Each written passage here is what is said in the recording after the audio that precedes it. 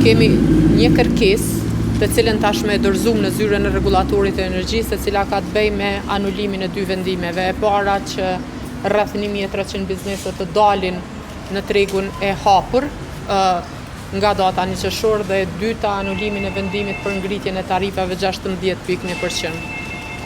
Ishim takim bashkë me zotin Azemi, biseduam për gati një orë me përfaqësues të bordit të zyrës së rregullatorit të energjisë. Në takim ishte zoti Fejzullahu.